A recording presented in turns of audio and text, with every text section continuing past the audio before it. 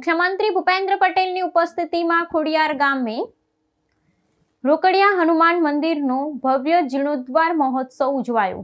ગાંધીનગર જિલ્લાના ખોડિયાર ગામ ખાતે નવનિર્મિત શ્રી રોકડિયા હનુમાન મંદિરનો ભવ્ય જીર્ણોદ્ધાર મહોત્સવ શ્રદ્ધા અને ઉલ્લાસભર્યા વાતાવરણમાં સંપન્ન થયો હતો।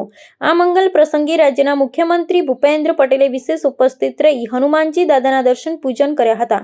ભક્તિમય માહોલમાં આયોજિત આ ભક્તિ કાર્યક્રમમાં રાજ્યના વિવિધ પંથકોમાંથી પધારેલા સંતો, મહંતો, ગાદીપતિઓ અને મોટી સંખ્યામાં શ્રદ્ધાળુઓએ સહભાગી થઈ આધ્યાત્મિક ધન્યતા અનુભવી હતી। આ અવસરે ગ્રામજનોને સંબોધતા મુખ્યમંત્રીએ જણાવ્યું હતું કે વડાપ્રધાન નરેન્દ્રભાઈ મોદીના વિરાસત સાથે વિકાસના મંત્રને અનુસરીને જ સમાજમાં સાચી સમૃદ્ધિ લાવી શકાય છે। તેમણે ખોડિયાર ગામે સાથેના પોતાના સંસ્મરણો વાગોળતા વિસ્તારમાં થયેલા માળખાગત પરિવર્તનની પ્રશંસા કરી હતી।